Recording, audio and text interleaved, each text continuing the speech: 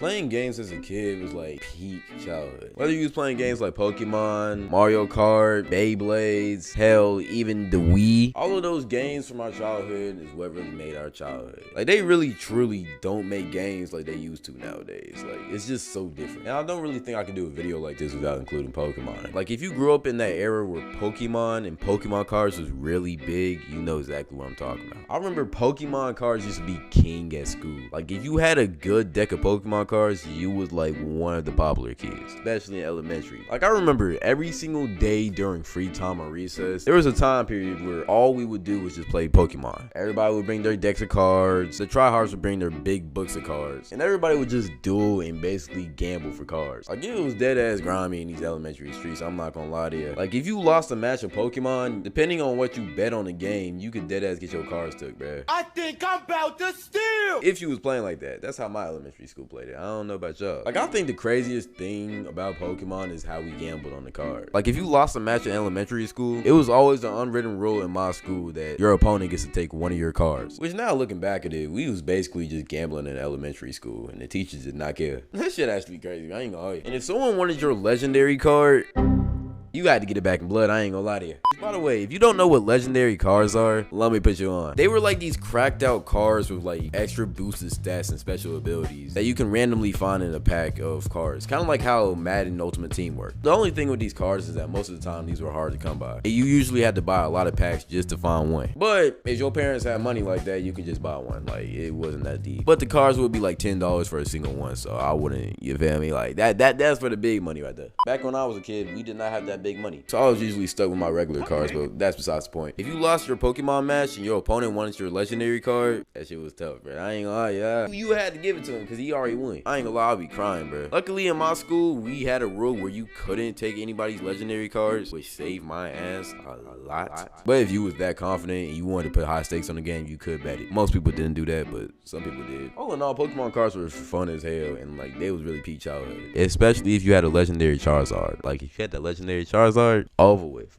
Another popular game back then was Beyblades. I don't think a lot of y'all understand the impact that Beyblades had on my childhood, bruh. But when I was a kid, Beyblades was it, bruh. The show was popping off, the actual toys were popping off, and like everything was just a vibe about Beyblades. Like, if you didn't have Beyblades, you was just a lame, bruh. Like, you had to have them. And I remember I used to have the arena too, so like whenever my cousins came over, or like whenever I went to school and like they allowed free play that day, I remember I used to bring it and we just be going crazy, dueling and shit, bro. Now with Beyblades, it was a little bit more random and it was a little bit more different. So if you lost a match, it didn't automatically mean you was gonna get your Beyblade took. All that was really gonna happen was you was just gonna get called a bitch. I ain't gonna tell you. And getting called a bitch back in like elementary school was like demoralizing, bro. Like, you did not want to be called one, especially if you get called a loser bitch. Like, loser too. Like, I would be balling. I wouldn't come back to school. I ain't gonna tell you. If you wanted to be risky, you could bet on Beyblades, but I mean, I ain't gonna lie to you, Beyblades were expensive. Like, it would be like $5 for like one Beyblade. Like, we really couldn't bet those. I ain't gonna lie. I think one of the best parts about Beyblades is like you can customize them, bro. Like, if you buy a bunch and just like customize a lot, you can make some overpowered ass Beyblades, bro. Cause like, they were deconstructible, so like you could put it together and take it apart and like kind of customize it. The thing about Beyblades though is that like some kids had those Japanese exclusive Beyblades where like the string wouldn't pull all the way and like the Beyblades would be like higher quality or special edition or something. I don't know, bro. It was Japanese, so everything in Tokyo was just better. And these type of kids had this like seniority complex where like they thought they was better than everybody because they had some Japanese Beyblades, bro. Like, bro, the only difference is that mine was made in a sweatshop and yours was made in Tokyo, bro. Like, what are you talking about? But like, whenever you try to play them with your regular boring American Beyblade, they would always just ego you and just say, nah, like, I'm not playing against you, bum bitch. Like, you're just doing the most, bro. They would act like they was too good to play against regular Beyblades, bro. Like, it's gonna damage the pristine of your Japanese Beyblade. Like, what are you talking about? I ain't gonna lie, that always piss me off. I ain't gonna lie. Like, I'm not finna pay $20 for a specialized Beyblade. Like, come on, like, let's be real. Besides that, Beyblades was peak childhood. I ain't gonna lie. And the show was cold as hell too. Like, not enough people talk about that. This is it. Let it rip. Head. But another game I know a lot of y'all played and probably have PTSD from is COD 3. Oh my god, bro, that used to be my game. This was a little bit later in my middle school years, bro, but back in middle school, COD was beautiful master class of a game. COD 2 was good too, and World War II, one of the most underrated COD games ever, bro. And especially Ghost. Call of Duty Ghost. I remember I never used to be able to play that game as a kid, bro. Like, I would have to go to other people's houses to play Ghost, bro. Like, it was worth it, I'm not gonna lie. Them COD lobbies used to be crazy, though. I was like a 9-year-old kid getting cursed out by a grown man. He was calling me words I didn't even know existed back then. I ain't gonna hold you. Another great peak game in our childhood was the Wii. I don't care what y'all say, bro. The Wii is the best gaming console to ever come out, bro. And I don't care what you say. FPS2, Xbox 360. It is the Wii. Like, the amount of good memories I have from this one console, like, oh my god.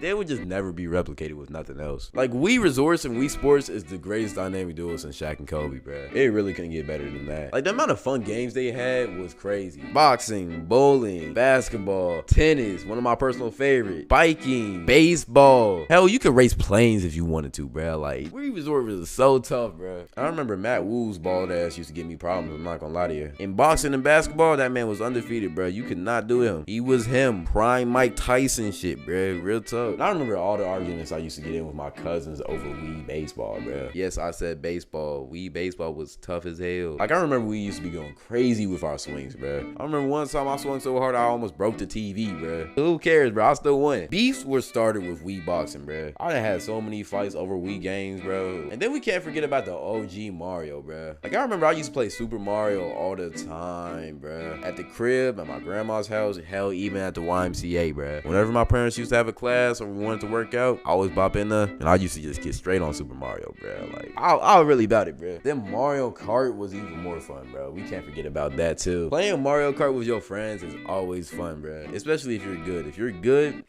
hey, bro, I used to be whooping people's asses. I ain't gonna hold you. I wasn't even really good for real. I just didn't want to lose, so I would just cheat or whatever. And I ain't afraid to admit it. Whatever I could do, bro, I'm finna win, bro. I don't care. All I'm finna say, though, never play a guy who looks like this in Mario Kart. They finna whip your ass. I ain't finna be close, bro. You already know the archetype. Another top tier game back in our childhood was Minecraft. Oh my god. When Minecraft hit the streets, bro, everybody was playing that game. Everybody was building houses. Everybody was teaming up, having servers, all that, bro. It was just a time, bro. I remember I always used to want to play Minecraft with my cousins, bro. Like, they always give me a controller and say I'm playing with them, but like in all reality, the controller wasn't even on. So I would just be moving. Like, I would just be moving the sticks and pressing buttons, and I thought I was playing, but like I wasn't. Yeah, I was a slow ass kid, I'm not gonna lie to you. But besides that, I think that's pretty much it. Thank y'all for watching this video. I think I'm gonna start a series about nostalgic things back from the 2010s. But honestly, I feel like this is a good series starter because games were really at a high in the early 2010s, but during the late 2010s, it kind of fell off. But yeah, I mean, appreciate y'all for watching. Follow all the socials, Instagram, Twitter, Twitch, Discord right here. Go ahead and sub to my second channel. I'm trying to grow that. Thank y'all for watching. Appreciate y'all. Comment what y'all want next. Thank you, love you, and goodbye.